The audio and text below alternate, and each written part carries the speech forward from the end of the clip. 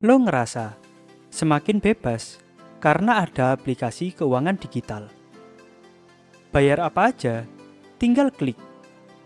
Transfer duit, cuma 2 detik. Investasi, sekali tap. Tapi, gue mau kasih tahu fakta pahit, yaitu banyak anak muda sekarang semakin gampang jatuh miskin gara-gara fintech. Iya, teknologi yang katanya memudahkan hidup, diam-diam bisa jadi alat penyedot gaji paling halus yang pernah ada. Kalau lo pikir ini lebay, tonton terus video ini. Karena ada 3 bahaya fintech yang jarang orang sadari.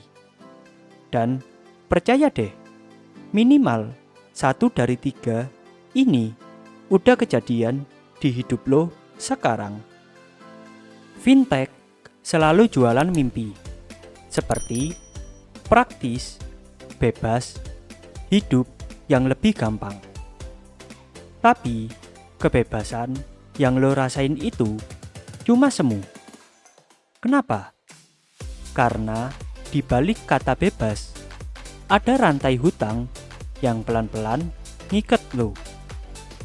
Contoh paling gampang, pay later. Lo lagi scroll, nemu barang yang lo mau banget. Harganya 200.000. Duit lo tinggal 150.000.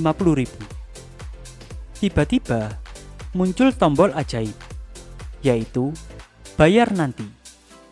Otak lo langsung mikir, wah, gampang. Nanti aja bayarnya. Klik, beres. Besoknya, lo ulangi lagi. Beli skincare 300.000, klik. Beli tiket konser 1 juta, klik. Beli kopi kekinian setiap hari, klik. Sampai akhirnya, lo terima notifikasi bulanan. Total tagihan Anda 2.345.000. Dan lo cuma bisa bengong dan berkata, gila, kok bisa segede ini? Itu dia jebakannya. Lo ngerasa bebas karena bisa bayar nanti. Padahal kenyataannya, lo baru aja masuk ke penjara hutang digital. Pernah nggak lo ngerasa diikutin kayak gini? Lo lagi cari sepatu di e-commerce. Terus tiba-tiba iklan sepatu nongol di Instagram, YouTube, bahkan TikTok. Itu bukan kebetulan bro.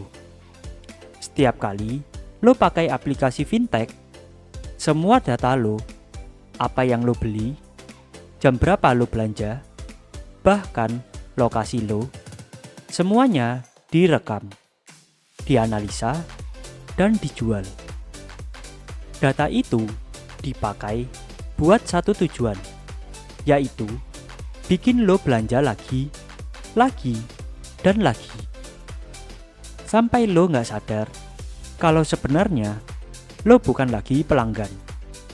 Lo udah jadi produk. Dan ini bahaya banget, karena lo nggak bisa kabur. Algoritma tahu banget kelemahan lo. Lo suka kopi. Iklan kopi nongol setiap pagi. Lo lagi stres. Tiba-tiba ada promo liburan muncul. Lo baru gajian. Diskon 11.11 nongol pas malam gajian. Pertanyaannya simpel. Siapa yang benar-benar pegang kendali di sini? Lo atau algoritma? Lo inget gak? Dulu pas masih sering pegang cash, 100.000 itu kelihatan tebel. Lo belanja 50.000, duit tinggal separuh. Lo langsung mikir, wah, sisa gue sedikit nih. Sekarang top up 500.000 ke dompet digital, lo beli ini itu.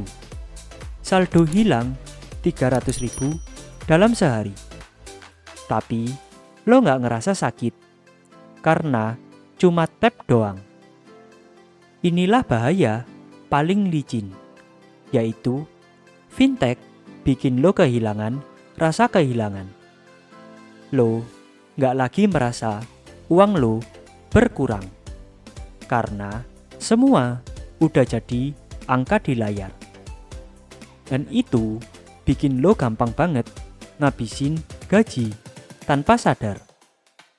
Sekali klik 20.000 buat ojol, 30.000 buat kopi, 50.000 buat jajan malam. Kelihatannya kecil, tapi kalau ditotal sebulan bisa jadi jutaan. Jadi jangan heran kalau setiap bulan lo ngerasa gaji lo cuma numpang lewat doang.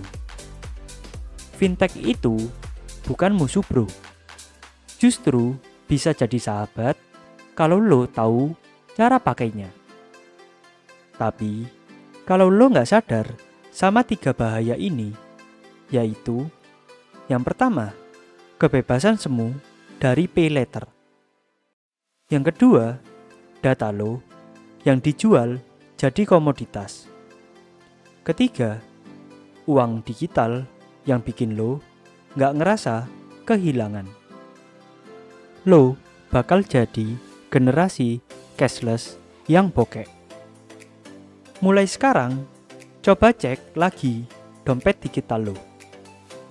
Berapa total hutang pay letter lo? Iklan apa yang sering muncul ke lo? Berapa kali lo tap uang tanpa mikir setiap hari? Kalau jawabannya bikin lo nggak nyaman, berarti lo udah kena jebakannya. Dan kalau lo pengen tahu gimana cara ngelawan jebakan ini, supaya fintech benar-benar jadi alat bantu, bukan alat penguras, subscribe sekarang. Karena di video berikutnya, gue bakal kasih tahu strategi step by step biar lo bisa manfaatin teknologi finansial tanpa menjadi budak digital.